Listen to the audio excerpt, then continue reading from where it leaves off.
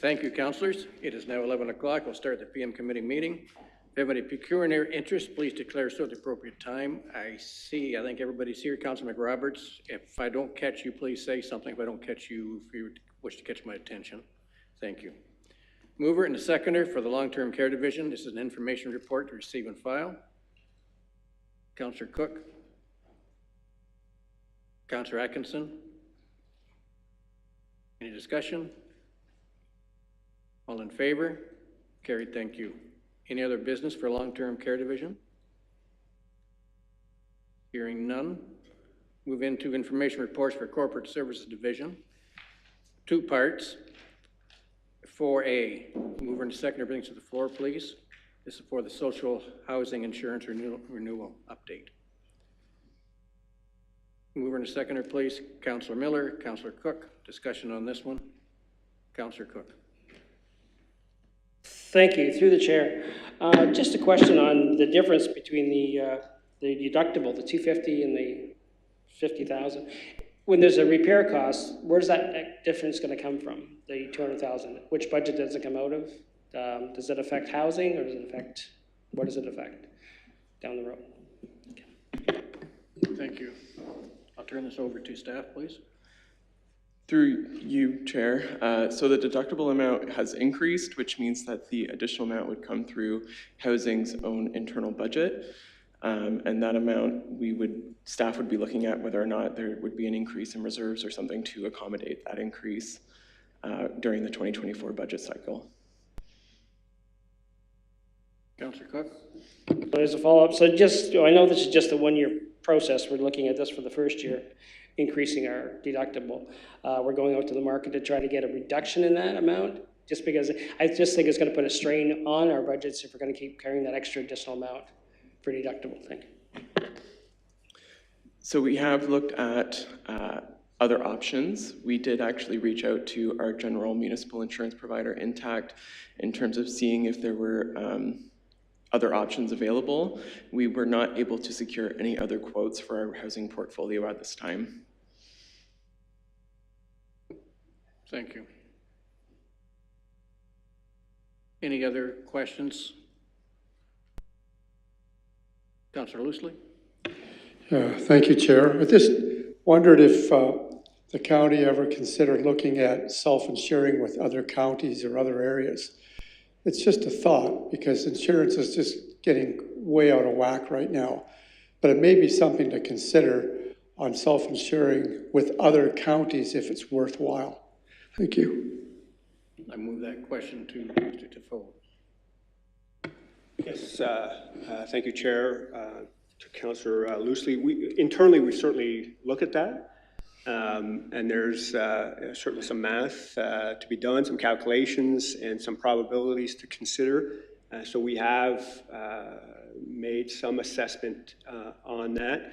But given the value, the underlying value of the assets and the risks of, let's call it catastrophic loss, and our current, let's say, sort of claims history, at this point in time, it's probably not the best option, but definitely from an outward-looking future perspective, it's something to look at. So again, when we did the analysis, is to say, okay, we are issuing quite a dollars in premiums.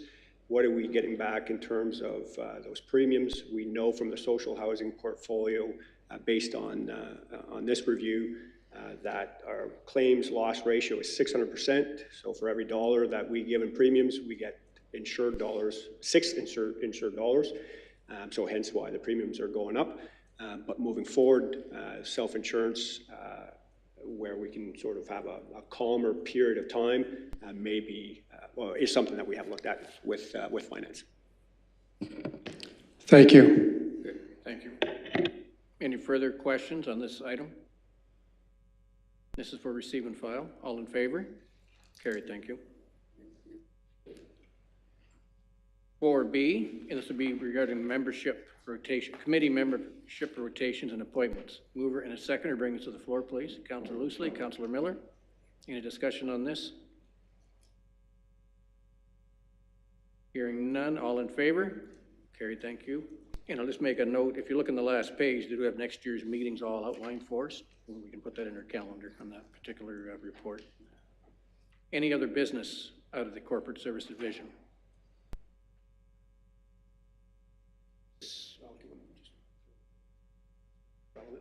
So Mr. Tifo has an item for us. Yep, just so that, you know, Committee AM adopted or provided a notice of motion, a two-prong notice of motion, if I could put it that way. The first prong is for our next meeting on November 29th, reconsideration of a prior motion that had been defeated here to effectively go away with the committee structure and meet once a month at council. And the second prong is to perhaps collapse the Committee AM-PM structure, but meet as a committee of the whole. And then, of course, as council. So effectively, again, 2 meetings a month, but as committee of the whole, as opposed to split committee AM and PM. Good, thank you. Moving to item 5, Finance, Facilities, and Court Service Division. 5A, mover and a second to bring us to the floor, please. Councilor Miller, Councilor Atkinson, discussion? All in favor? Carried, thank you. Any other business in there for 5B? Seeing none, move into 6, Social Services. Mover and a seconder bring forward 6A to the floor, please. Councilor Atkinson, Councilor McRoberts. And we're going to take one at a time for discussion. 6AA, any discussion on that one? Seeing none. 6AB, any discussion on, oh, Councilor McRoberts, go ahead. On 6AA? Yes. I guess just to decide amongst ourselves out here in the county, I brought this through the city of Sarnia. I'm just reading this yesterday, and we had the housing summit group meet yesterday morning. So I did have the opportunity to meet with a couple of the county staff to discuss. At this point, I would just like the county to either answer for us. Are they going to help Sarnia at all? The way I'm reading all of these reports is that they just don't even want to touch this item with the tent city.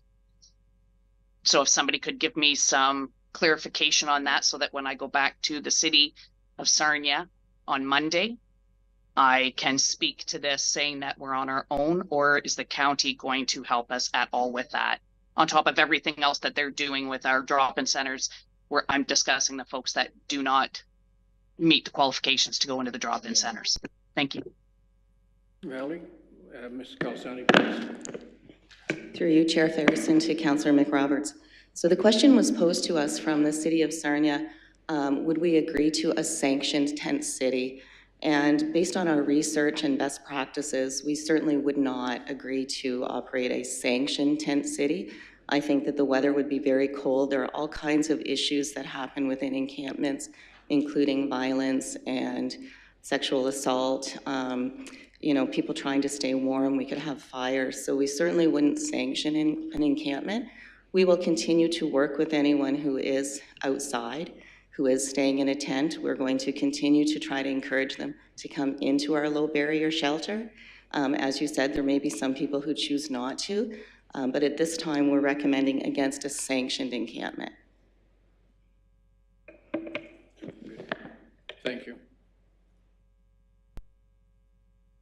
Any further discussion on 6AA? Moving to 6AB, any discussion on that one? And 6AC, any discussion on that one? All in favor of these 3 reports? Carried, thank you. Any other business?